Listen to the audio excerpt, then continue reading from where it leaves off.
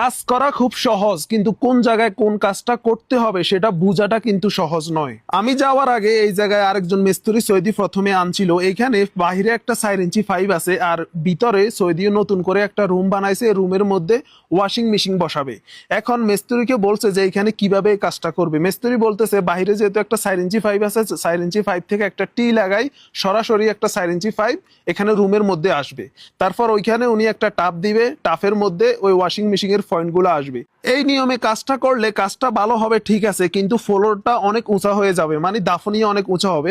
তো সৌদি বলতেছে এখানে দাফনিয়া কয় সেন্টি আসবে। তারপর মিস্ত্রি বলতেছে 25 থেকে 30 সেন্টি দাফনিয়া হবে।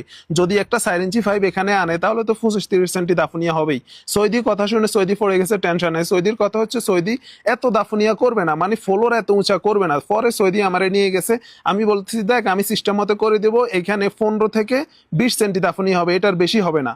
15 থেকে হাইস্ট 20 সেন্টি। পরে সৌদি বলতেছে কিভাবে করবি। পরে আমি বলতেছি এখান থেকে একটা 2 ইঞ্চি পাইপ আনবো, আনার পরে এখানে একটা টাপ ব্যবহার করব, ব্যাস। তারপর ভিতর থেকে সবগুলা লাইন এখানে আসবে। তো আমি কাজটা কিভাবে করছি আপনারা অবশ্যই ফুল ভিডিওটা দেখবেন। সৌদি আমার কাজে অনেক খুশি, সৌদি থেকে ভালো একটা অ্যামাউন্ট পাইছি আলহামদুলিল্লাহ। আপনারা দেখেন আমার হাতের মধ্যে যেই ফিটিংসটা দেখতেছেন, যেই ফিটিংস দিয়ে আমি কাজ করছি, এটাকে আমরা গ্যালোইন বলি সৌদি আরবে, গ্যালোইন সাক্কার। আবার কেউ কেউ এটাকে ভিভা নামেও চিনে। সৌদি আরবে আসলে এক ডিস্ট্রিক্ট থেকে অন্য ডিস্ট্রিক্টের সামানের নামও ভিন্ন থাকতে পারে, আবার কাজের রেটও ভিন্ন হতে পারে। বাংলাদেশে আপনারা এই ফিটিংসটা কি নামে চিনেন অবশ্য কমেন্ট করে জানাবেন। আমি কিন্তু বাংলাদেশে এই ফিটিংস দিয়ে কখনো কাজ করি নাই। তো দেখেন আমি গোরফাগাছিলের ভিতরে যেভাবে কাজ করছি, এই রুমের মধ্যে আমি 3টা ওয়াশিং মেশিন এর পয়েন্ট রাখছি। উপরে যে 2টা পয়েন্ট দেখতেছেন এটা হচ্ছে আইডি ওয়াশিং মেশিন, আর নিচে যে 2টা পয়েন্ট এগুলো হচ্ছে অটোমেটিক।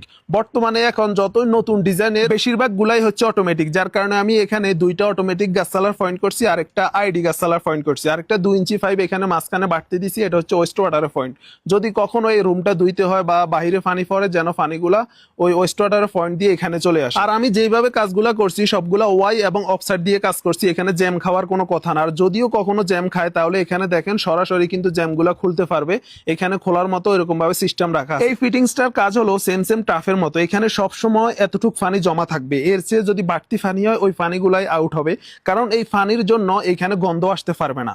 আর যদি কখনো জ্যামও খায় এখানে খুব তাড়াতাড়ি আপনারা খুব সহজেই জ্যামটা খুলতে পারবেন। তো কাজটা কেমন হয়েছে সবাই অবশ্যই কমেন্ট করে জানাবেন।